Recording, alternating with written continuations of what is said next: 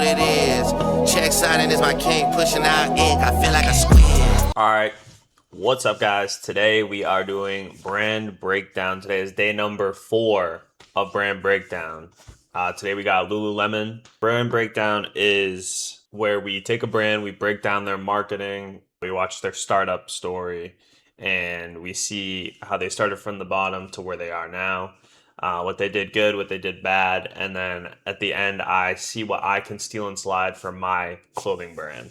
Right now I am running a athletic apparel clothing brand. I have one product, a compression shirt, 300 GSM. Coming in the mail, I have 100% cotton t-shirts with chest logo on it. So those would be good. But yeah, we'll steal and slide after the video. But first we gotta pick a video. So let's see what we can do.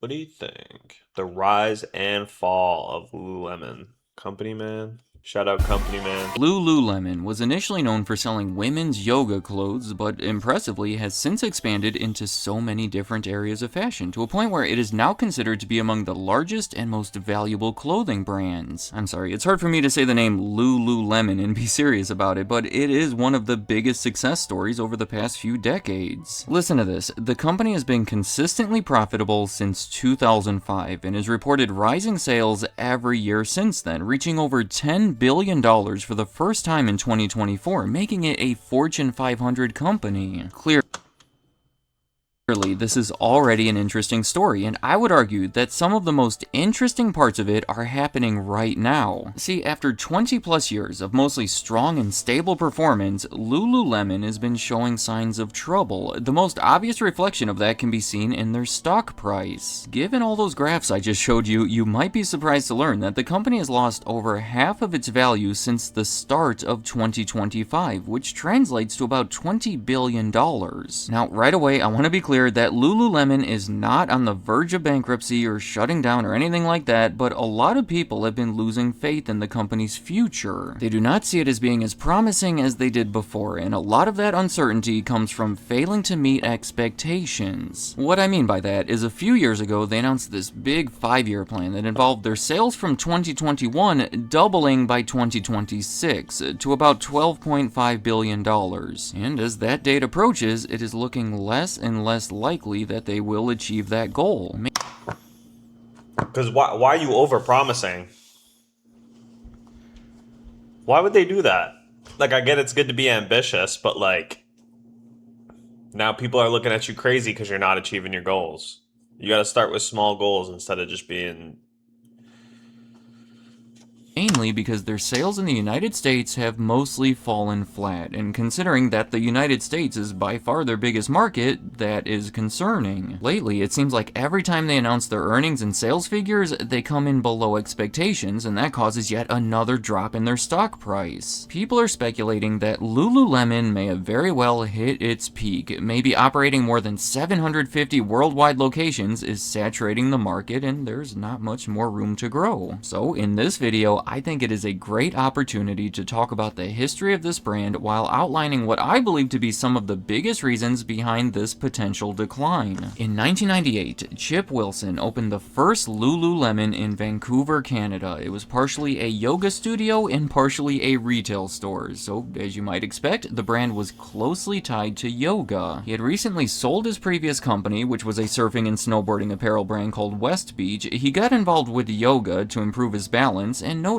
how most of the clothes that people were wearing were not stretchy or ideal for that activity. Given his previous experience in the industry, he was able to create a trendy line of higher-end clothing for it that attracted a lot of attention. He would work with local yoga teachers to advise on the clothing and help promote it to their students. It was during a time when yoga was becoming much more popular, so the company was able to grow along with it. It started out with a cult-like following that transitioned into mainstream success, very similar to yoga itself.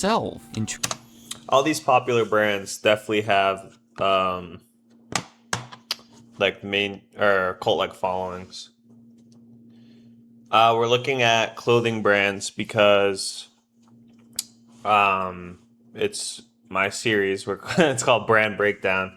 We go through what the clothing brand, kind of how they started, where they're going to end up or where they are now. And we're just looking at, I mean, Lululemon kind of went through a rise and a fall. So we're looking at the fall of Lululemon.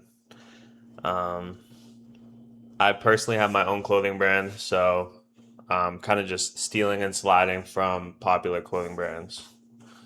8% of the company to private equity firms for about $100 million that was used in part to open new locations. 2 years later, Lululemon had a public stock offering that raised another $240 million that was also used to open new stores. And by the way, that stock price more than tripled over the first few months of trading. It was featured on popular television shows, notably Desperate Housewives, that helped spread awareness and demand for their products. My first reason behind the recent struggles of Lululemon is pretty straightforward. Economic factors. This right here is everything you might expect and probably even a little more added to it. Interest rates and inflation have caused many people to shy away from premium brands like Lululemon in favor of cheaper alternatives. Recent tariffs have been estimated to impact their earnings by $240 million, and the response to it has been to raise prices of certain items, which could potentially make the inflation issue even worse for them, in addition to a previous exemption on imports under $800 coming to an end.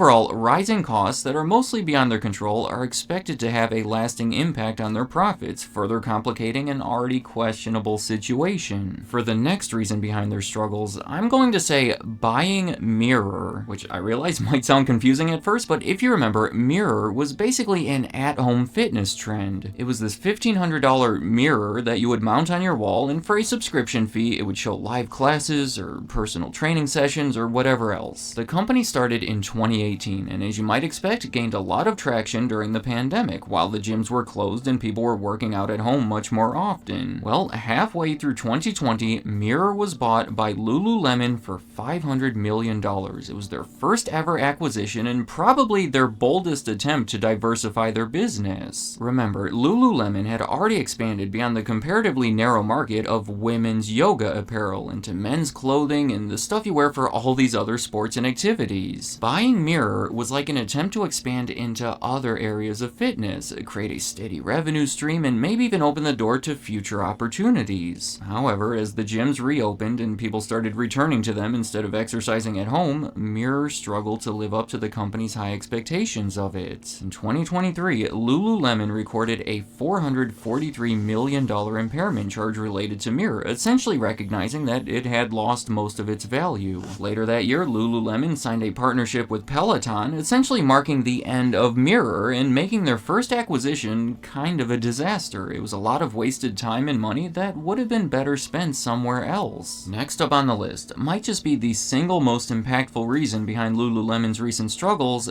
competition. Athleisure is another thing that gained a lot of traction while people were staying home during the pandemic, and the demand for it has remained remarkably strong ever since. According to the company's current CEO, the competitive landscape is different today than it was even 2 or 3 years ago, and I think most people would agree with that, given all these comparable premium brands that have been emerging, like Rhone or Aloe, which has been associated with Kylie Jenner. Many of them have been specifically opening locations near Lululemon stores to try to lure customers away. The one that stands out to me the most is Vuori. It started in 2015 as a small business selling men's shorts, and in less than a decade has grown to a $5.5 billion valuation. They had announced a plan to grow to 100 locations by 2026. That has already been accomplished ahead of schedule. And then we also have to consider competition from lower priced alternatives, because going back to inflation, people tend to gravitate toward cheaper brands when they are looking for ways to save money. Notably, Target started an athleisure brand called All in Motion in 2020 that reached over $1 billion in sales within the first year. Yo, you're wild. I sell compression shirts, and then we have like 100% cotton shirts coming in as well. Believe it or not, there's even been aggressive competition coming from Costco, to a point where Lululemon has filed a lawsuit against them for allegedly selling deceptively comparable designs for like 10% of the price. They say that in some cases, an ordinary observer would not be able to tell the difference, and just from my own observation, some of these Kirkland brand products do look suspiciously similar to stuff being sold by Lululemon. So even though the overall market has grown recently, it has become much more divided, so arguably arguably more than ever, Lululemon needs to be on top of their game and find ways to stand out from the others, leading me into the next reason: stale products. Now, I want to be clear that I am not saying Lululemon has a terrible selection, nor am I even qualified or knowledgeable enough to make an accusation like that. However, I think even the company itself would agree that their products have not been as strong as they need to be. In 2024, their key product officer left the company. For the previous 5 years, she had been a major influence over the company's creative decisions, and many people believe that she is a big factor behind the company's success over that time. A couple months later, maybe coincidentally, they decided to stop selling their breeze-through leggings because they were unpopular with customers due to an unflattering design. Not a major issue in the overall picture, but maybe an indicator that they're becoming disconnected from what the customers want. In 2025, their CEO declared, "We have become too predictable within our casual offerings and missed opportunities to create new trends." So to address that, the plan from here is to offer more new styles, currently representing 23% of their product mix, but predicted to increase to 35% over the next few months. I don't know what else to say here because it is difficult to prove that a company has stale products, so please let me know your opinion about it. Have you noticed yourself exploring competing brands more often because Lululemon seems to have fewer The answer is no, weirdo. options that capture your attention, or is everything in their stores as new and as exciting as ever? For my final reason, I will admit that it might be a little bit of a stretch, but I think it is fitting to briefly highlight a few controversies over the years that may have pushed people away from the brand. Throughout most of it, Lululemon has been Give me 50 right now. surprisingly resilient, but certain things can have lasting effects on a brand's reputation and the public's perception of it, which can be especially impactful when it comes to fashion. Even the name of the company, Lululemon, might be a little scandalous. Founder Chip Wilson says that he wanted a name with a lot of L's in it, essentially because it would sound foreign to a Japanese person and be difficult for them to pronounce. So the reasoning behind the name may have been problematic and somewhat confusing. In 2007, they were selling a line of products that they said had health benefits because it was made with seaweed. They said that it would reduce stress and detoxify and hydrate. Well, the New York Times commissioned a test that showed that there was no evidence of seaweed in that clothing. In 2013, you might remember, because it was a big story, that they had to recall pants that proved to be too transparent. And then the founder and Get banned. still chairman of the board at the time, Chip Wilson, made some comments trying to rationalize the issue that ended up insulting a lot of people. So he issued an apology that was also unpopular. The hole just kept getting deeper, so soon after, he stepped down from the board of directors. In 2018, I'll mention that the CEO of Lululemon at the time resigned without warning, partially due to a relationship with one of their designers that was against the company's policy. Again, these are just some of the scandals that received negative attention, and my guess is that Lululemon would be at least a little stronger today if they never happened. Let me know in the comments, what are your thoughts about Lululemon? Are the recent struggles nothing more than a small misstep that will have a quick recovery, or are they reflecting deeper issues that will continue to pull them down? Also, I couldn't really focus because we had someone in the chat absolutely wilding, talking about selling used panties and stuff. Mad weird. Alright, we got the Lululemon site. I see why this is still in stock.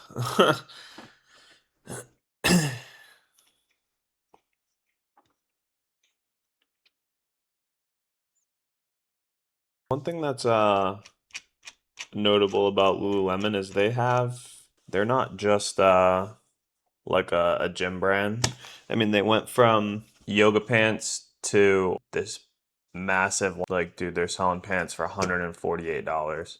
Polo shirt for $98. Yeah, they're making bread off people. I hate the like wide neck like that. Or wide collar. That shit's weird. Let's see if they have a YouTube themselves. 307K. That is nuts, man. That's crazy. It's saturated. Is that? No more sweat, folks.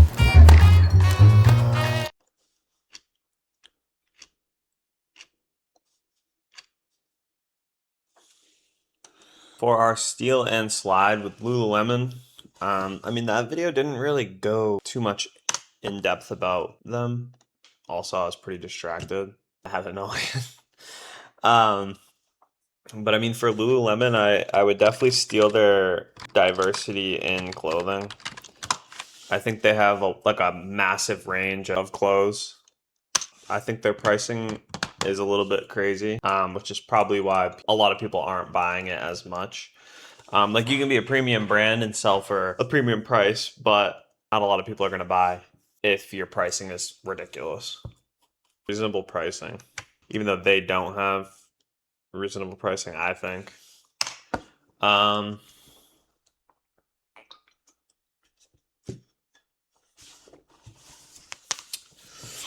What else can we do? What else can we do? Diversity in clothing, reasonable pricing. Cult like following. I don't know how to build that, but so these are the things that I would steal and slide from Lululemon.